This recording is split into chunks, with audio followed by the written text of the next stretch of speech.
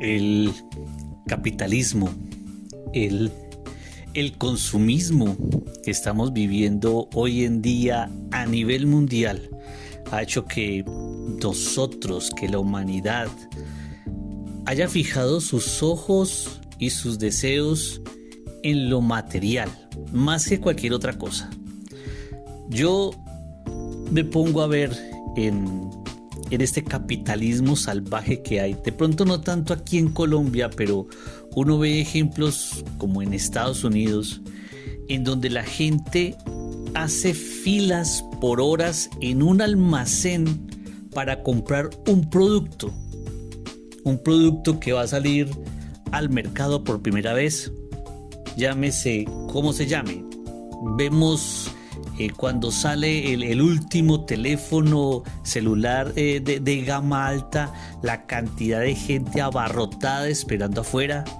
El día de Navidad, los padres esperando abrir las puertas, y de hecho hasta hay gente que sale herida porque la turba de gente cuando abren las puertas, que entran, forman una estampida, y hay gente que inclusive ha muerto por entrar a comprar un producto, por tener el último producto, por tener la última novedad que está mandando hoy día.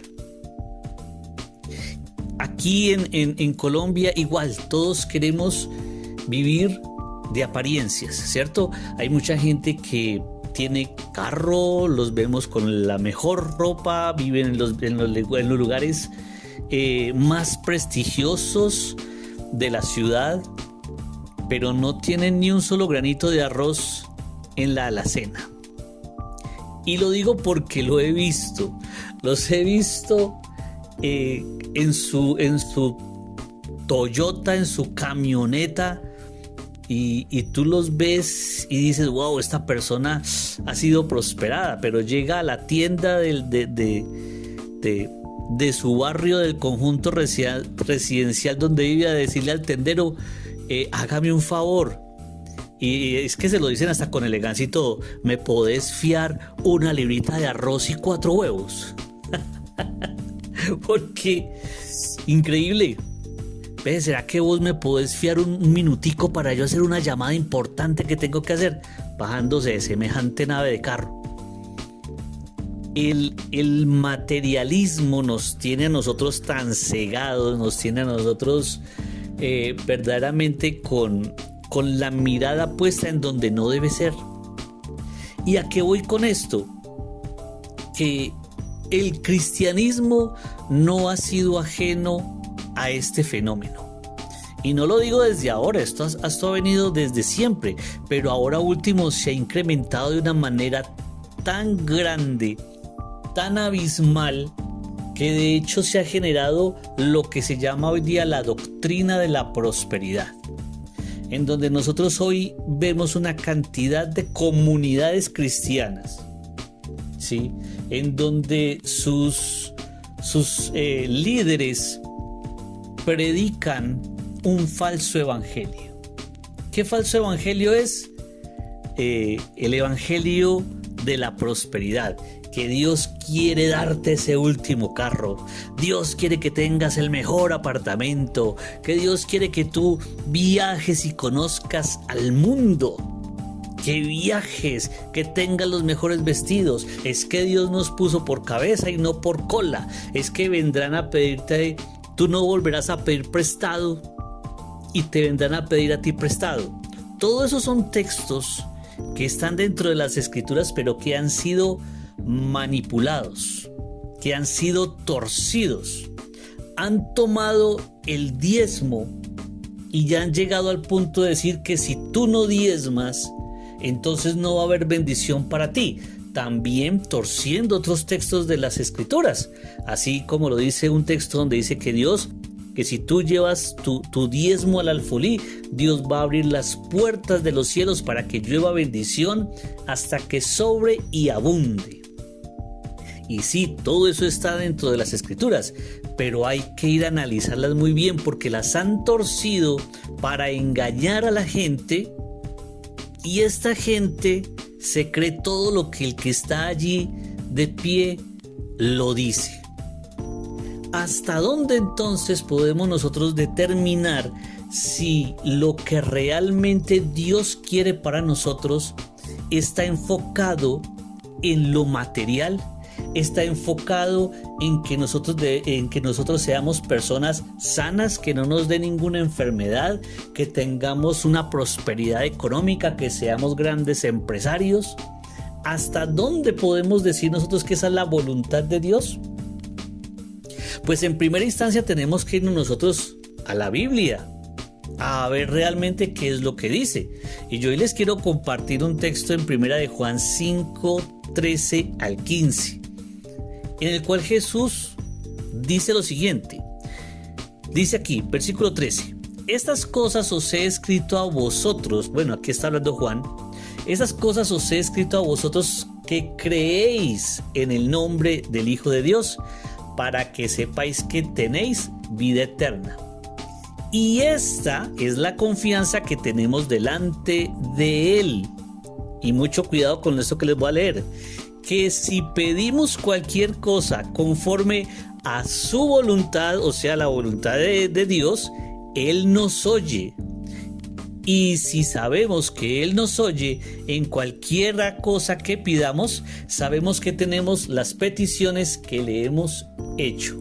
Repito ahí, en el versículo 14, que si pedimos cualquier cosa conforme a su voluntad. Aquí ya hay una condición, que lo que vamos a pedir, sí, Dios nos lo va a otorgar, pero que tiene que ser conforme a la voluntad de Dios y no conforme a la voluntad de nosotros. En ese orden de ideas, yo quiero hacerles una pregunta. ¿De dónde podemos nosotros, usted que me está escuchando, de dónde sacamos nosotros esa idea de que Dios lo que quiere de nosotros es precisamente que vivamos una vida próspera económicamente, que seamos grandes empresarios, que seamos unos magnates, que vivamos bien, holgadamente? Porque es que hay comunidades cristianas en donde dicen que si a ti te va mal en la vida, si tú no tienes un bienestar económico, es porque estás en pecado, es porque estás mal. Si te enfermaste, es porque estás mal. ¿De dónde hemos sacado nosotros eso? Si cuando nosotros vamos a mirar las escrituras y vemos la vida de los apóstoles, vemos una cosa totalmente diferente.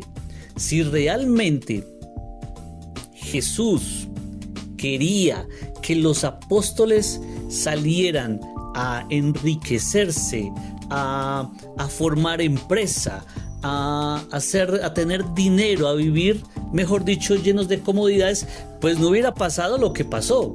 Yo lo que veo en la vida de los apóstoles es totalmente lo contrario. Yo veo a unos apóstoles que vivieron perseguidos, encarcelados, los azotaban, los apedreaban, los perseguía la justicia romana, y aparte de eso los perseguían los judíos fariseos, porque estos hombres estaban trastornando el mundo con el evangelio. Vivían en escasez. El Pablo mismo decía: he aprendido a vivir en escasez y he aprendido a vivir en abundancia. Pero vemos que la mayoría de las cartas que escribió Pablo las escribió ¿en dónde? En un calabozo. Entonces, ¿en dónde está esta doctrina de la prosperidad? ¿Cómo se puede apoyar la doctrina de la prosperidad si lo único que nosotros vemos es que los apóstoles no vivieron de una manera económica próspera, por así decirlo? No andaban con sus mejores vestidos, ni vivieron en mansiones, ni en sus mejores casas. Es más, ni siquiera se fueron a ser comerciantes, ni a hacer empresas. Se fueron a predicar el evangelio, y tampoco se fueron a enriquecerse con el evangelio. Entonces, ¿de dónde sale esa historia? De pastores o de líderes que son lo que yo llamo mercachifles de la fe. Son líderes que lo único que están buscando, o lo único que realmente quieren, es robar el dinero del otro, robar el dinero de la oveja, trasquilar la oveja. El problema no es solamente de estos pastores que engañan a la gente, que algunos lo harán porque han tenido una mala instrucción desde que crecieron en el cristianismo y creen de buena fe que las cosas son así. Otros lo harán de mala fe, pero igual ambos están demostrando que el Espíritu Santo no está en ellos, porque cuando el Espíritu Santo mora dentro de ellos, pues Él se encarga de revelar la palabra y se encarga de mostrarnos a nosotros que lo que estamos creyendo está bien o está mal.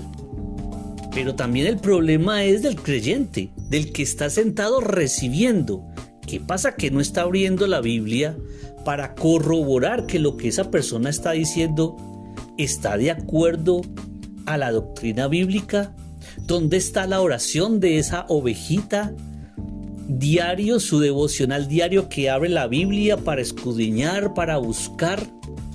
Las responsabilidades de ambos, porque la salvación obviamente es individual y la relación con Dios es una relación personal. Entonces, si tú te estás dejando engañar, también es tu culpa. No le puedes echar la culpa exclusivamente a quien está allá parado explotándote, robándote el dinero a través de la palabra, haciendo un mercadeo con la palabra. También es tu responsabilidad. Y tenemos que mirar que Dios en ninguna parte de las Escrituras, Jesús tampoco lo dijo, que es más importante o que Él nos quiere ver a nosotros prosperados económicamente. La prosperidad de la cual habla la palabra de Dios es una prosperidad en espíritu. Es una prosperidad de aquel que conoce la palabra de Dios. Porque nuestras riquezas, nuestros tesoros, no están acá en la tierra, están en los cielos. Nuestro paso por aquí es efímero. Y el recoger ganancias o atesorar no es la función o no es la misión o no es lo que Dios quiere para nosotros. Y vuelvo otra vez a este texto, que sí, Dios nos quiere bendecir y nos da lo que nosotros le pidamos, pero cuando lo que le pedimos es conforme a su voluntad. Por eso en el Padre Nuestro, ¿qué encontramos nosotros? Hágase tu voluntad, así sea en la tierra como en el cielo. Pero esta doctrina de la prosperidad lo único que hace es malenseñarnos a nosotros que no es la voluntad del Padre, sino la voluntad mía. Es lo que yo quiera. Es que yo quiero esta empresa, es que yo quiero esta casa, es que yo quiero este carro. ¿Y tú crees que Dios se fija realmente en eso? A Dios lo que le interesa, ¿sabe qué es? Tu salvación, por encima de cualquier cosa. Y te lo voy a explicar de la siguiente manera. Es tan importante la salvación para Dios, que si Dios cree necesario, que es mejor que tú estés pobre, lo va a hacer con tal de salvar tu alma. Porque quizás Dios sepa que en el momento en que tú cojas dinero, en el momento en que tú llegues a una prosperidad económica, le des la espalda a Dios, te olvides de Dios y se pierda tu alma. Muchos quizás con dinero se van a satisfacer los placeres de su carne y van a abandonar la salvación, van a abandonar el evangelio, le van a dar la espalda a Dios.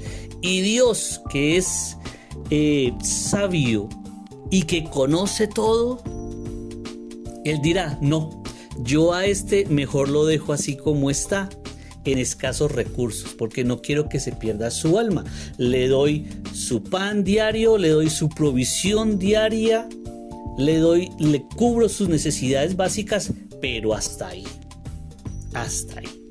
Lo que me interesa, dirá Dios, es la salvación de mis ovejas, la salvación de mis hijos. En ningún momento Dios dijo: Señor, yo quiero que la oración de Jesús al Padre haya sido: Señor, yo quiero que tú hagas ricos a estos apóstoles, que tú hagas ricos a mis hijos. No lo dijo. Simplemente que los acompañara. Señor, y de hecho Jesús lo dice cuando Él sube, cuando da su último mandato, que dice que va a subir al cielo, y dice: por tanto, id y hacer discípulos a las naciones, ¿cierto? Que le da la orden a los apóstoles y dice, y yo estaré con vosotros todos los días hasta el fin del mundo. Y también le dice a los apóstoles, ¿sí? Que el que lo siga a él va a sufrir las consecuencias, ¿cierto? No va a vivir una vida de prosperidad, ¿sí? Jesús lo deja muy clarito. Entonces, esta charla precisamente es dirigida a eso, a ese punto de que lo importante aquí no son en ningún momento cubrir nuestras necesidades o más bien prosperarnos económicamente. Sí, no es tener la camioneta, no es tener la última casa, no es tener el último electrodoméstico, no es vivir holgadamente bien, no.